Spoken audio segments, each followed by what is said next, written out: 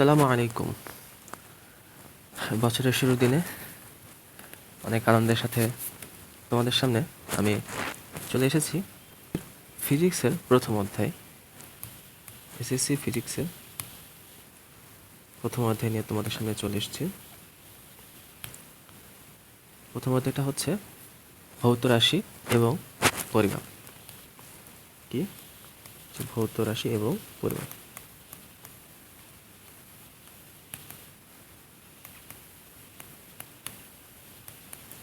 তোমরা যে ইংলিশটা খেয়াল করো, ভৌত মানে কি? ভৌত মানে হচ্ছে ফিজিক্যাল। ভৌত মানে কি? ভৌত মানে হচ্ছে ফিজিক্যাল, যেই জিনিসটা দেখা যায়, ধরা যায়, ছোঁয়া যায়, ঠিক আছে? তারপরে কিছু জিনিসের যেগুলো ইফেক্ট বুঝতে পারা যায়। আচ্ছা, এরপরে কি? রাশি। রাশি এখানে বলা হচ্ছে কোয়ান্টিটিস বা ভৌত রাশি। ভৌত রাশি, ফিজিক্যাল কোয়ান্টিটিস এরকম। আর এর পরিমাপ কি? মেজারমেন্ট। ওকে, এর পরিমাপ হচ্ছে মেজারমেন্ট।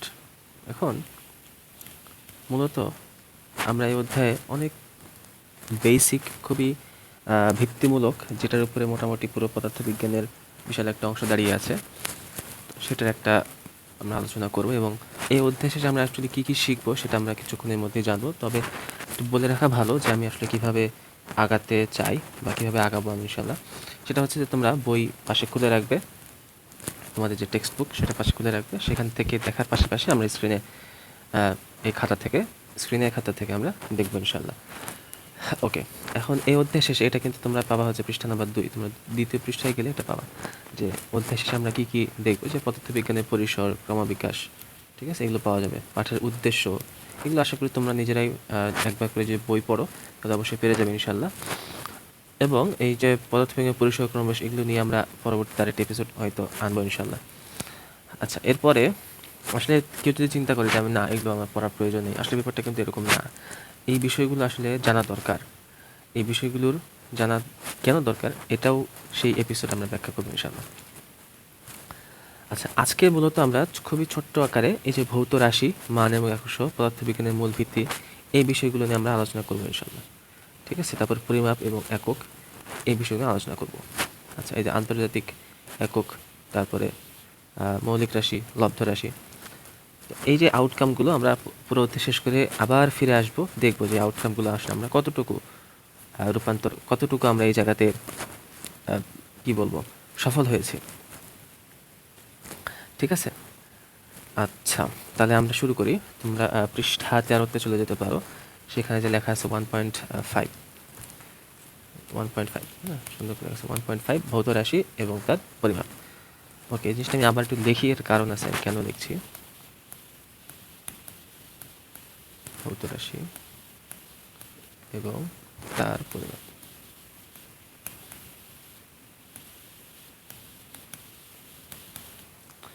ওকে, এখন আমরা আসলে একটু দেখি ভৌত রাশি বলতে কি বোঝায়। একটা ফিজিক্যাল ম্যাটেরিয়াল, এর ফিজিক্যালি একটা বিষয় আমি একটা মাপবো, ঠিক আছে, কোনো কিছু আমি পরিমাপ করব।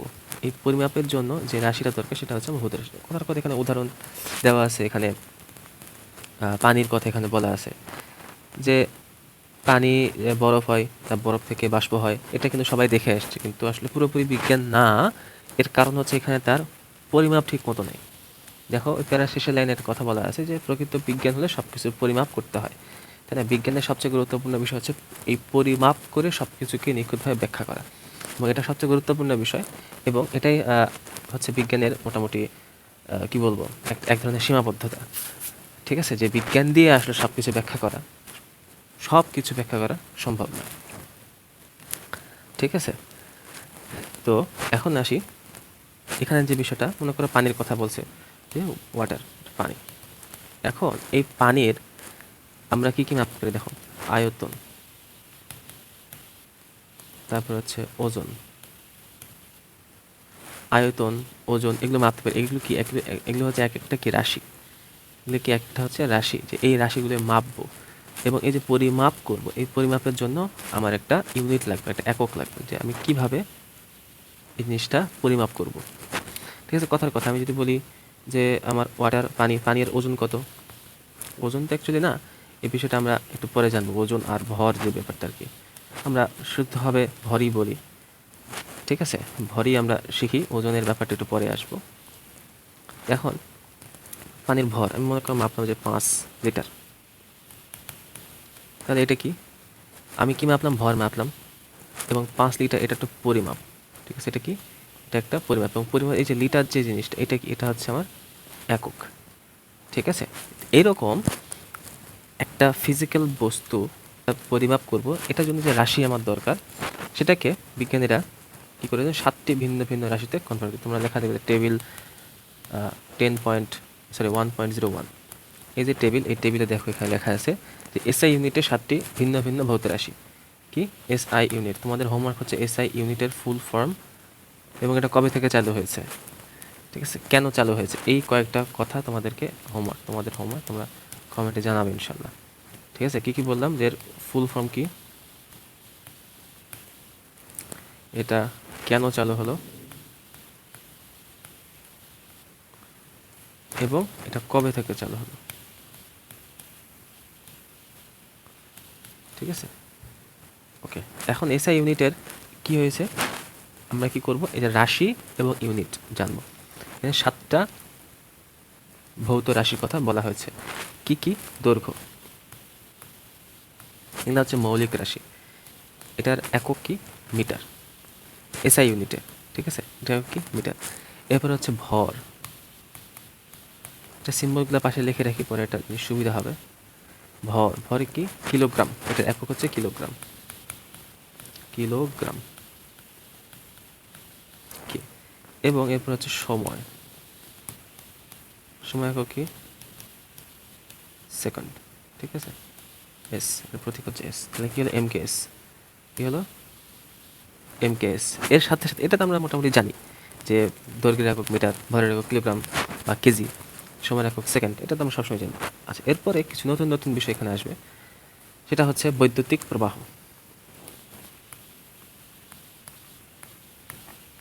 বৈদ্যুতিক প্রবাহ, যেটাকে আমরা বলি কারেন্ট। ঠিক আছে, কারেন্ট, এটা, এটার একক কি, এটার একক হচ্ছে অ্যাম্পিয়ার, অ্যাম্পিয়ার। ঠিক আছে, এরপরে দেখি তাপমাত্রা, তাপমাত্রা কি, টেম্পারেচার, কিন্তু একক হচ্ছে কেলভিন, এসআই একক কি, কেলভিন। আমরা কিন্তু দৈনন্দিন জীবনে কেলভিনটা খুব বেশি ব্যবহার করি না, কিন্তু আন্তর্জাতিক একক হচ্ছে কেলভিন। ঠিক আছে, এসআই ইউনিট যেটা, এটা একক হচ্ছে কেলভিন। আমরা কি বলি যে পতজ্জল, বলি যে 101 ডিগ্রি, 101 ডিগ্রি ফারেনহাইট। তাই না, তাহলে কি ফারেনহাইট এটাও একটা একক। আবার 100 ডিগ্রি সেলসিয়াস, এটা হচ্ছে পানির স্ফুটনাঙ্ক, পানি এই তাপমাত্রা দেখলে ফুটে যায়, মানে বয়লিং হয়, সেলসিয়াস, এটাও একটা একক। কিন্তু এসআই একক হচ্ছে কেলভিন। ঠিক আছে, মানে এটার আপনার কি বলে, প্রতীক হচ্ছে কে। আর এরপর হচ্ছে আমাদের পদার্থের যে পরিমাণ, পদার্থে কি করবো, পদার্থের যে পরিমাণ, এটার একটা একক আছে, পদার্থের অ্যামাউন্ট, কি পরিমাণে পদার্থ একটা জায়গাতে আছে সেটাকে প্রকাশ করা হয় আরেকটা ইউনিটে, সেটা হচ্ছে মল, MOLE, মল। ঠিক আছে, এটা মনে করো MOL, এটা হচ্ছে এটার প্রতীক বা সিম্বল, যেটাকে ধরে মল। ওকে, ঠিক আছে, এখানে যে সিম্বলগুলো আমি দেখালাম, এটা MKS, আসলে এটা বোঝা যায়। ঠিক আছে, আমি যে এককের সিম্বল, এই যে একক যেটা, আমি তো মিটার, এটার যে সিম্বল এটা হচ্ছে এই যে মিটার, এটার যে সিম্বল এটা হচ্ছে কেজি, এটার যে সিম্বল এটা হচ্ছে এস, সেকেন্ড। তারপরে অ্যাম্পিয়ার, এটা সিম্বল আর প্রতীক মোটামুটি একই। কেলভিন, এটাকেও এই কেলভিন দিয়ে প্রকাশ করা হয়। যেমন এটা সেলসিয়াসকে সি, তারপরে ফারেনহাইটকে এফ দিয়ে প্রকাশ করা, এরকম এরকম মল যেটা, সেটাকে প্রকাশ করা হয় MOL, এটা দিয়ে। ওকে, এরপরে হচ্ছে দীপন তীব্রতা, এই জিনিসটা একটুখানি জটিল মনে হবে। দীপন তীব্রতা, দীপন তীব্রতা সহজ ভাষায় বলতে গেলে যে একটা আলো কতখানি তীব্র, একটা দ্বীপ কতখানি তীব্র। ঠিক আছে, দ্বীপ বানান যদি আসলে এরকম হওয়া ঠিক না, যাই হোক, দ্বীপ বলতে আসলে প্রদীপ হয় না, প্রদীপ, প্রদীপ জ্বালাইছে। যাই হোক, একটা আলো কতখানি তীব্র সেই জিনিসটা মাপে হচ্ছে ক্যান্ডেলা দিয়ে,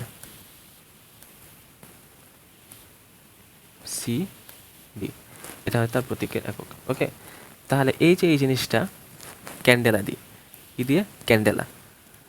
এই যে 7টা একক অনেক সময় দেখা যায় যে প্রথম 2-3টা একক মনে থাকলেও শেষে 2-3টা মাঝে মধ্যে একটু গোলমাল লেগে যায় বা হয়তো তাড়াতাড়ি মনে পড়তে চায় না।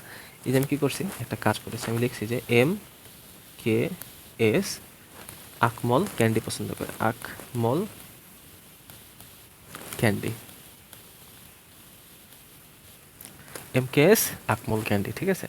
এটা কি? এটা হচ্ছে মিটার, এটা হচ্ছে কেজি, এটা হচ্ছে সেকেন্ড, এরপরে এটা অ্যাম্পিয়ার, এটা হচ্ছে কেলভিন, এটা হচ্ছে মোল এবং এটা হচ্ছে সেই ক্যান্ডেলা। ওকে, এখন এই যে একটা রাশি, একটা ইউনিট, এগুলো কি ইউনিটের যে সিম্বল বা একটা রাশি, এই রাশিগুলোকে আমরা যে বের করলাম বা এটা আমরা যে নির্ণয় করলাম, এগুলো হচ্ছে সব মৌলিক রাশি। এগুলো কি? এগুলো হচ্ছে সব মৌলিক রাশি। এই মৌলিক রাশি, এই কনসেপ্টটা গুরুত্বপূর্ণ, কারণ এই রাশিকে আর ভাঙা যায় না, মানে এই রাশির ভিতরে আর কোনো রাশি নাই বা কোনো অন্য কোনো রাশি থেকে এই রাশিগুলো আর তৈরি হতে পারে না, ঠিক আছে। এখন এই যে মৌলিক রাশিগুলো তৈরি হলো, তুমি পরের পৃষ্ঠায় যাও,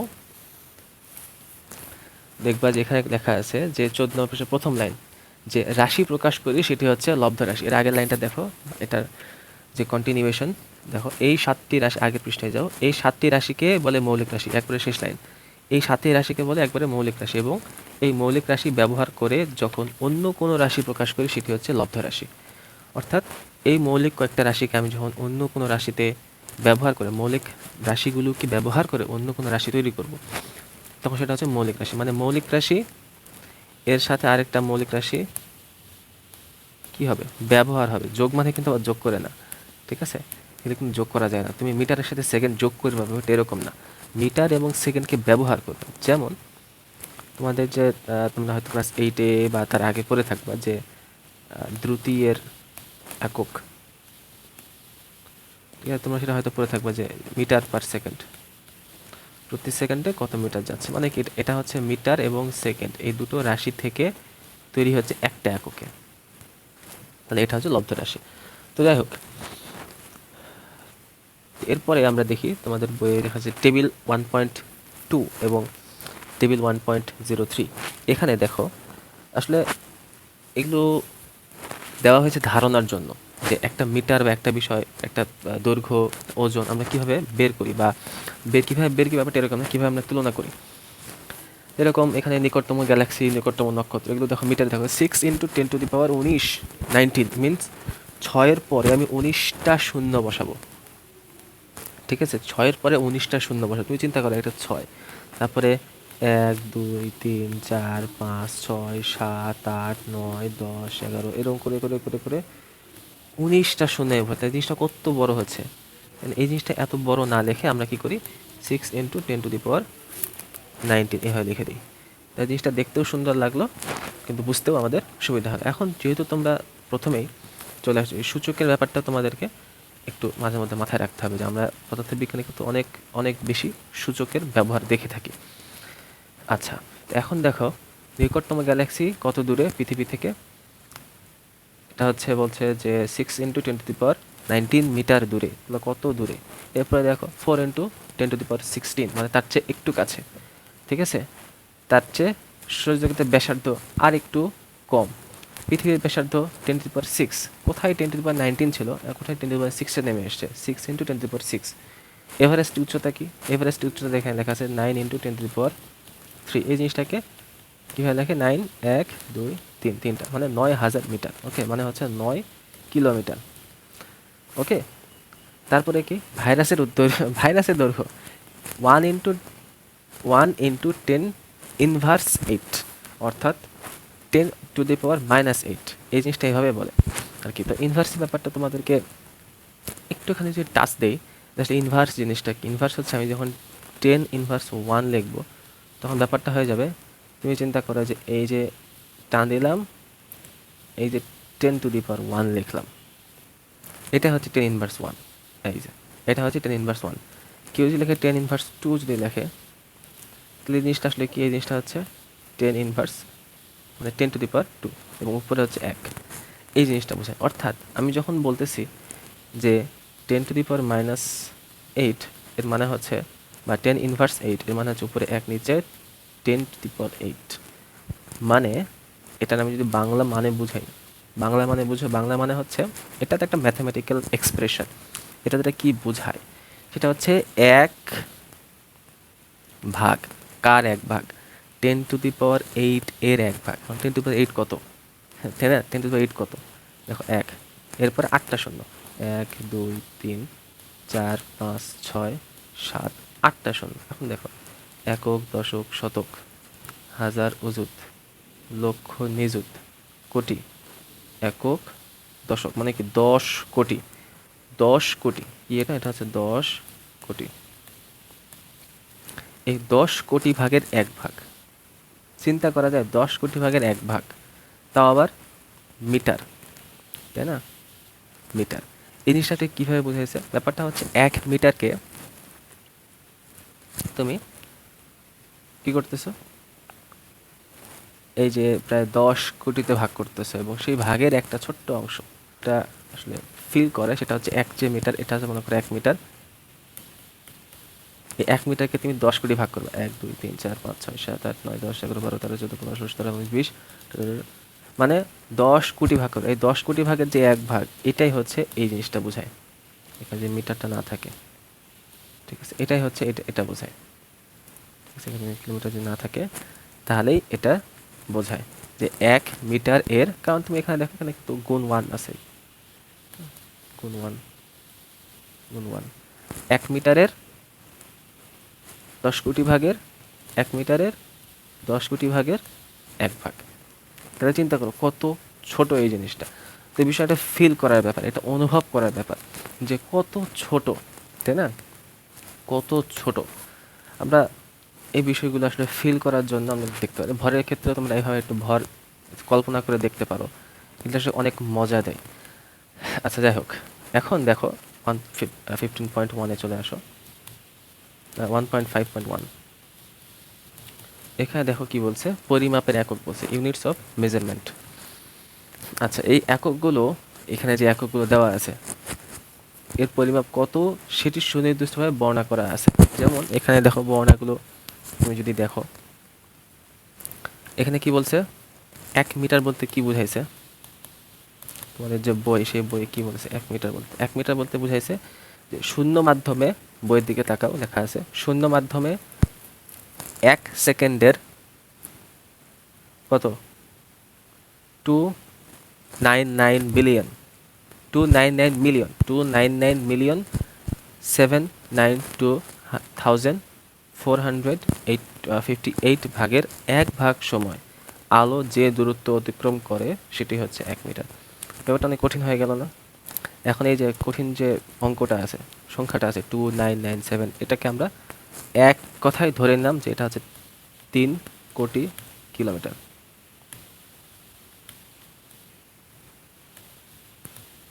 ধরলাম এটা হচ্ছে 3 কোটি কিলোমিটার।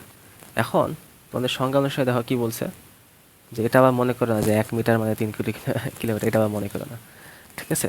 তোমাদের সংজ্ঞা যেটা বলছে, এই যে 3 কোটি কিলোমিটার এর 1 ভাগ, এর 1 ভাগ 1 সেকেন্ডে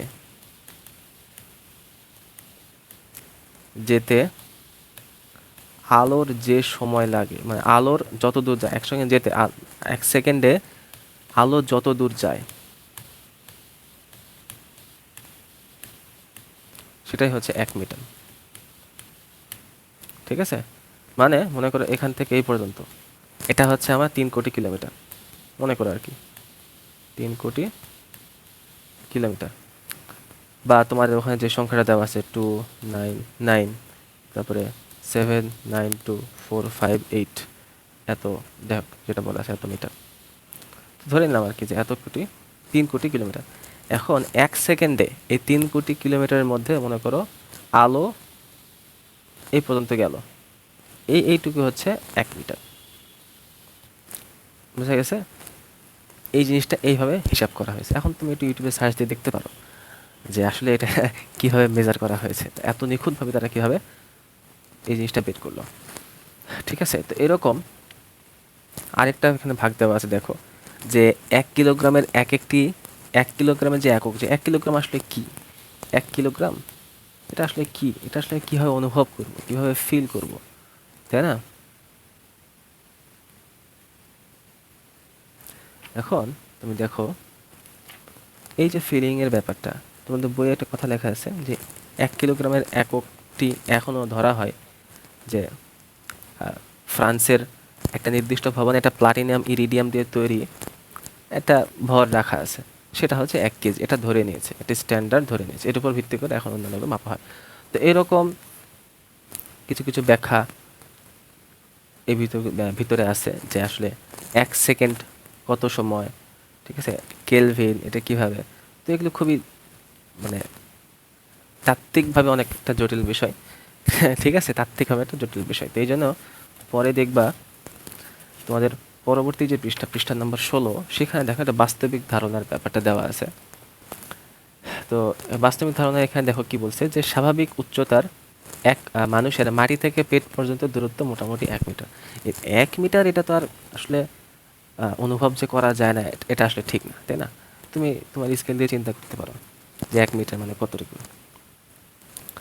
এরপরে 1 লিটার বোতলে বা 4 গ্লাসে যতটুকু পানি থাকে তার ভর হচ্ছে 1 কেজির কাছাকাছি। এখন তুমি 1 কেজি একটা বাটখারা তুমি যদি হাতে নাও, তাহলে বুঝবে যে হ্যাঁ এটা মোটামুটি 1 কেজি। এটা একটা ফিলিং চলে আসে যে ঠিক আছে। তারপরে এখানে বলছি দেখো 1001, এই 3টি শব্দ বলতে যেটুকু সময় লাগে এটা হচ্ছে 1 সেকেন্ড। তুমি ঘুরে নিয়ে দেখো 1001 বলো আর স্টপ ওয়াচ চালু করো, দেখবা যে এরকম 1 সেকেন্ড সময় লাগতেছে। এই জন্য দেখা যাচ্ছে যে অনেক সময় বলে না যে আপনি 3 সেকেন্ড মুখ বন্ধ করে থাকবেন অথবা মৌনতা অবলম্বন করবেন, এরকম বলা হয় না যে তুমি 20 সেকেন্ড কথা বলবো না, চুপ করে থাকো। তো তখন মনে মনে 1001, 1002, 1003, তার মানে সে আসলে 1 সেকেন্ড, 2 সেকেন্ড, 3 সেকেন্ড গুনতেছে। আচ্ছা, এখন এখানে এই যে অ্যাম্পিয়ারের যে ব্যাপারটা এখানে বলা আছে, তারপরে কেলভিনের ব্যাপারটা বলা আছে। দেখো অ্যাম্পিয়ার ব্যাপারটা কীভাবে বলা আছে, যে বলা যেতে পারে যে 3টি মোবাইল ফোন একসাথে চার্জ করা হলে 1 অ্যাম্পিয়ার বিদ্যুৎ ব্যবহার করা হয়। তারপরে এখানে লিখছে যে মোবাইল ফোন আসলে 5 ভোল্টের কাছাকাছি চার্জ করা হয়। মানে সহজ কথা হচ্ছে 1 অ্যাম্পিয়ার যে ব্যাপারটা, এই অ্যাম্পিয়ার কারেন্টের মধ্য দিয়ে, মানে কারেন্টের বিবেচনা, মানে অ্যাম্পিয়ার যদি আমি পরিমাপ করতে চাই তাহলে এটা তোমাদের জন্য এই মুহূর্তে একটু বোঝা জটিল হবে, এই জন্য আমি সেটা এখন আপাতত যাচ্ছি না, এরপরে আমরা বিষয়টা বুঝবো ইনশাল্লাহ।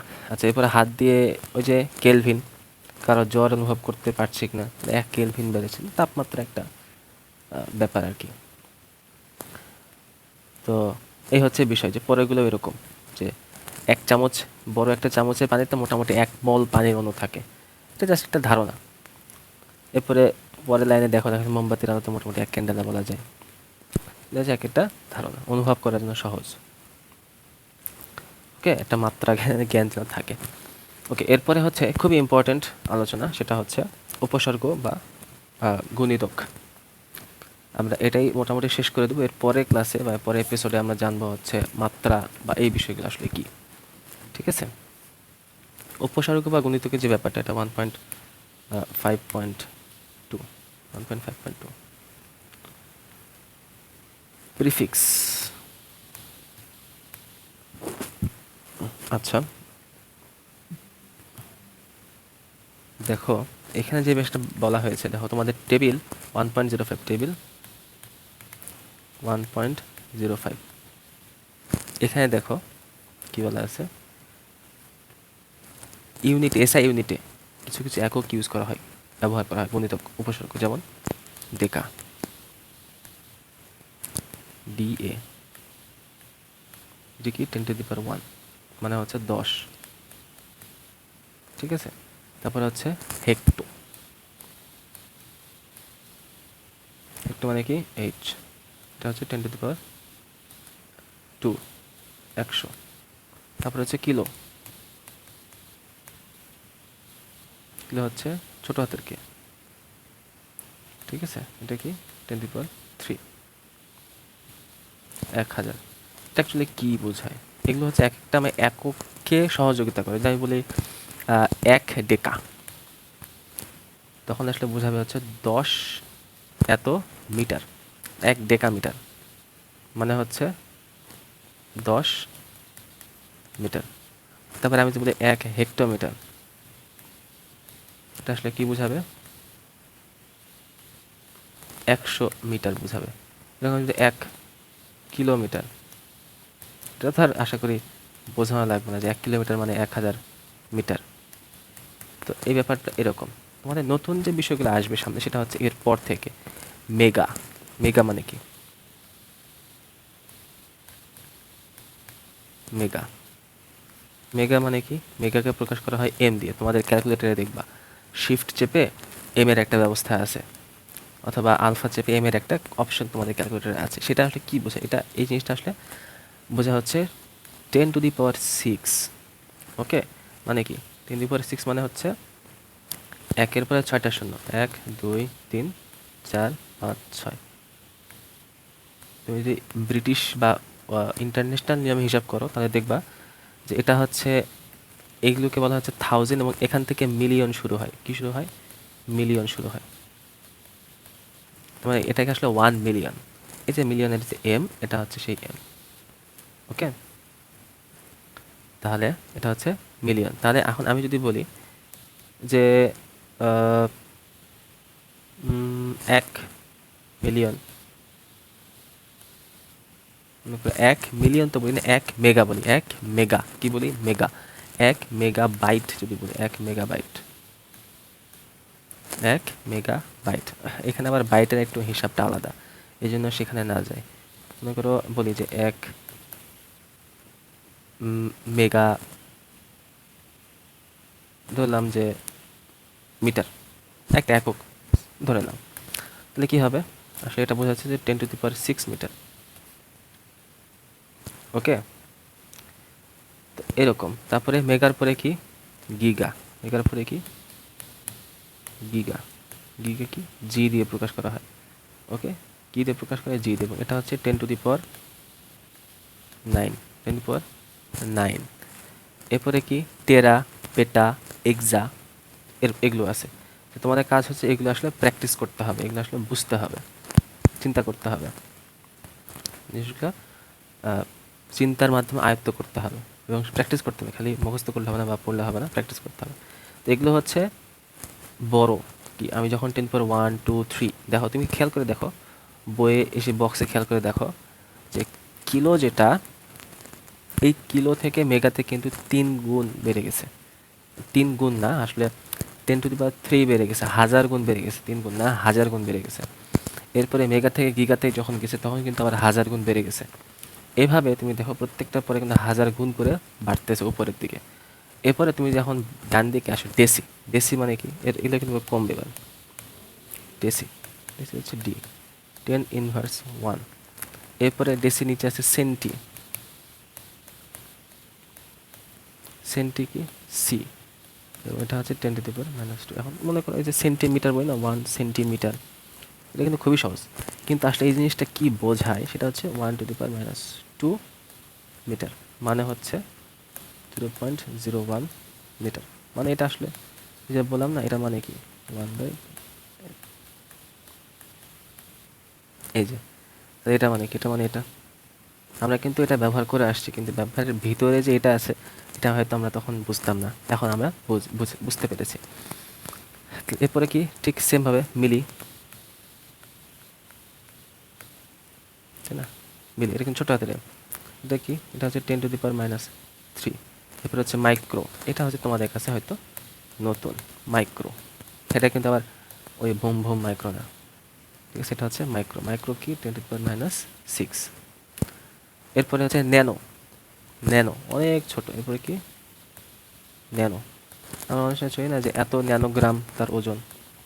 ছোট ছোট যে চিপসগুলো আছে, ন্যানো চিপস। ন্যানো মানে আসলে খুবই ছোট বোঝায়। তো এটা হচ্ছে 10⁻⁹। এরপরে আরেকটা একক আছে যেটা তোমাদের বইয়ে নাই, সেটা হচ্ছে অ্যাংস্ট্রন বলে। কি বলে? অ্যাংস্ট্রন, ঠিক আছে? এটা হচ্ছে 10⁻⁻10। ওকে, অ্যাংস্ট্রন, এটা বইয়ে তোমাদের নাই। তো এরপরে পিকোমিটার, ফেমটোমিটার, এটোমিটার, এগুলো তোমরা পড়ে নেবা, ইনশাল্লাহ হয়ে যাবে। ঠিক আছে, তো আজকে এই পর্যন্তই থাক। এর পরের এপিসোডে আমরা অনেক সুন্দর একটা জিনিস শুরু করতে যাচ্ছি ইনশাল্লাহ। জি, আসসালামু আলাইকুম রহমতুল্লাহি ওয়া বারাকাতুহু।